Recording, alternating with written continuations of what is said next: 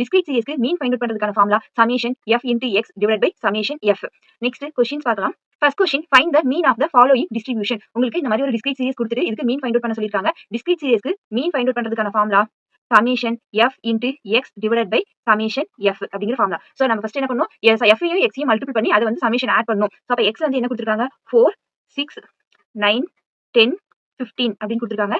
f frequency வந்து 5 10 10 7 8 னு கொடுத்திருக்காங்க. ஃபர்ஸ்ட் என்ன பண்ணனும், f into x ரெண்டையும் மல்டிபிள் பண்ணனும். 4 ஐயும் 5 ஐயும் மல்டிபிள் பண்ணா 20, நெக்ஸ்ட் 6 ஐயும் 10 ஐயும் மல்டிபிள் பண்ணா 60, நெக்ஸ்ட் 9 உம் 10 உம் மல்டிபிள் பண்ணுங்க 90, நெக்ஸ்ட் 10 ஐயும் 7 ஐயும் மல்டிபிள் பண்ணா 70, நெக்ஸ்ட் 15 ஐயும் 8 ஐயும் மல்டிபிள் பண்ணா 120. Next summation f into x வந்து ஃபைண்ட் அவுட் பண்ணனும். summation அப்படினா நம்ம மல்டிபிள் பண்ணி வச்சிருக்க இந்த f into x வந்து ஆட் பண்ணனும். சோ ஆட் பண்ணோம் அப்படினா இது ஃபுல்லா ஆட் பண்ணா 360. நெக்ஸ்ட் வந்து summation f அப்படினா இது ஃபுல்லா ஆட் பண்ணனும். summation f வந்து 40.